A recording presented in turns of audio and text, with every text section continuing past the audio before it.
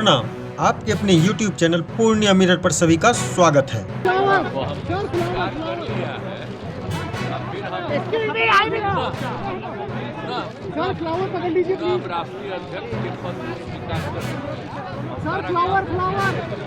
बिहार की राजनीति में शुक्रवार को बड़ा उलटफेर हुआ। आखिरकार राजीव रंजन उर्फ ललन सिंह के जेडीयू के राष्ट्रीय अध्यक्ष पद से विदाई हो ही गई।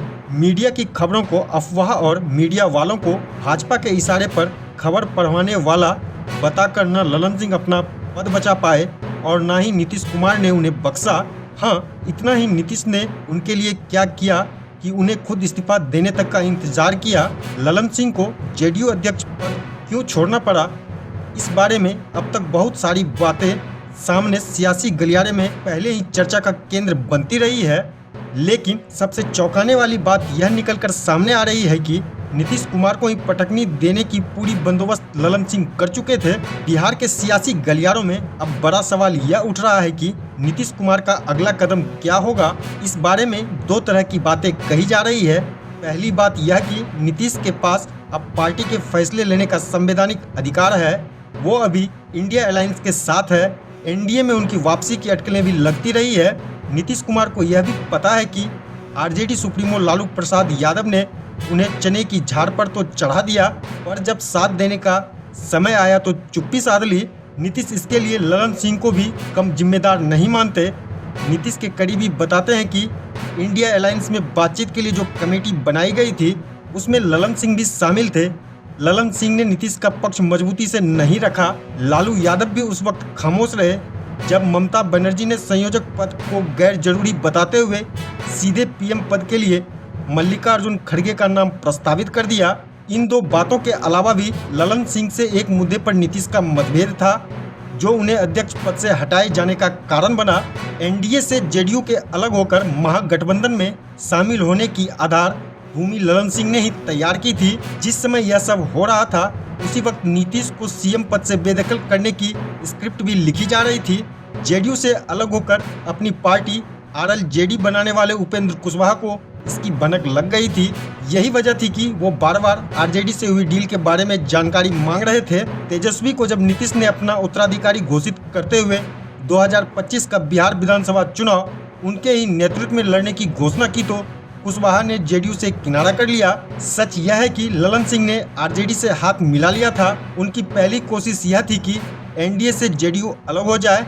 इसमें सीएम की कुर्सी आड़े आ रही थी, तो ललन ने फिलहाल इस मुद्दे पर आरजेडी को चुप्पी साध लेने की सलाह दी। अब वो बड़े खेल की तैयारी में जुटे थे। पहले से ही तैयार योजना के तहत पटना में हुई विपक्षी दलों की बैठक में लालू यादव ने राहुल गांधी को दूल्हा और विपक्षी दलों को बाराती बनने की बात कहकर नीतीश के पीएम पद की दावेदारी पर सवाल खड़ा कर दिया। बाद में नीतीश के संयोजक बनने की संभावना पर भी लालू की चुप्पी ने पानी फेर दिया।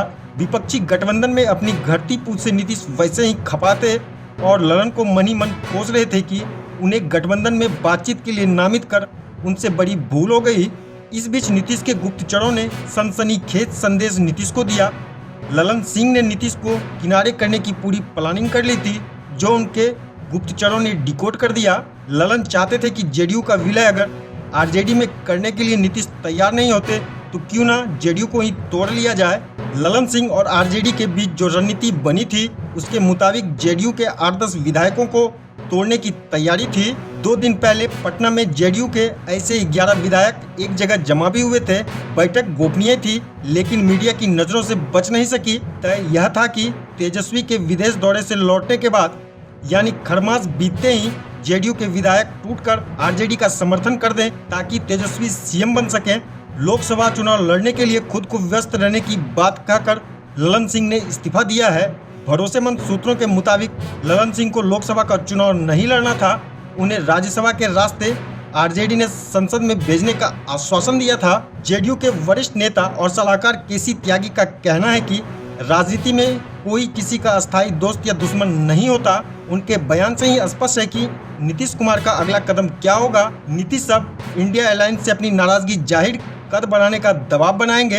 अगर बात नहीं बनी तो उनकी राह एनडीए की ओर मुड़ सकती है। नीतीश बीजेपी में नो एंट्री की रट लगाए बिहार के भाजपा नेता नीतीश के खिलाफ जुबान खोलने से परहेज कर रहे हैं। इसका मतलब यही है कि उनके ऊपर से ऐसा न करने का आदेश है, यानी नीतीश एनडीए की ओर से मुखातिब हो सकते हैं। इन दोनों संभावनाओं में दूसरी संभावना ज़्यादा मजबूत दिखती है। केसी त्यागी का बयान तो यही संकेत देता है। बहरहाल खरमास बाद बिहार में कोई बड़ा खेला हो सकता है। आज के लिए बस इतना ही। अगर ये वीडियो पसंद आया तो इसे लाइक करें, शेयर करें, कमेंट करें और अपने चैनल को सब्सक्राइब करना ना भूलें।